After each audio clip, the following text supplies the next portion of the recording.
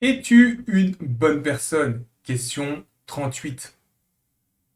Nous le savons et l'histoire le confirme chaque jour, les suiveurs d'ordre sont parmi les pires créatures de cette réalité. En effet, parmi eux, on retrouve les militaires, les policiers, les membres des différentes mafias et tous les autres types d'agents du système. Rien que si l'on prend les agents officiels des différents gouvernements, reconnus comme légitimes par leurs sociétés respectives, ces agents sont les responsables du plus grand nombre de crimes, viols, meurtres, vols et autres perpétrés dans toute l'histoire de l'humanité, loin devant les criminels dénoncés par ces mêmes sociétés.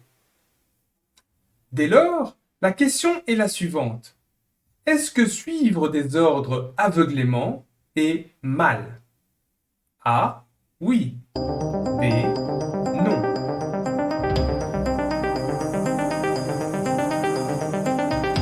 La réponse est B. Non. En effet, même si le fait de suivre des ordres aveuglément est la marque des esprits faibles, une caractéristique courante chez les pires criminels, le simple fait de suivre aveuglément des ordres ne fait pas de vous automatiquement un criminel. Cela démontre simplement d'une intelligence limitée et d'une faible compréhension de la loi naturelle. Le réel problème dans ce comportement, c'est que cela vous rend incapable de refuser les ordres immoraux. Ce faisant, il est facile pour ceux donnant les ordres de vous faire commettre des crimes en vous laissant penser que la responsabilité de ces crimes ne vous sera pas attribuée. Or, clairement, vous êtes totalement responsable des actions que vous faites, quoi qu'en disent vos maîtres. Se rajoute à ça le fait que dans ce monde, les individus les plus motivés à donner des ordres et à contrôler les esprits faibles sont systématiquement de mauvaises personnes.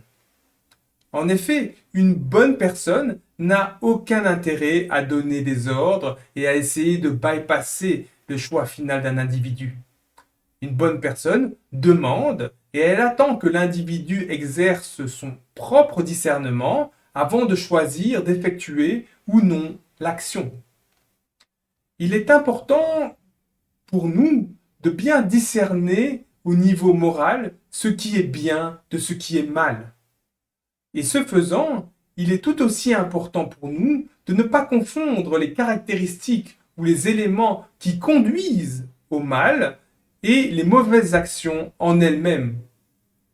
Dans cette réalité, le mal doit être matérialisé et créer de réelles victimes pour être qualifié comme tel, sans quoi ce n'est pas vraiment le mal au sens de la loi naturelle. Pour en apprendre davantage, vous pouvez aller voir mes vidéos L'obéissance est-elle une vertu et Les 7 péchés capitaux versus la loi naturelle. Des liens sont en description de cette vidéo.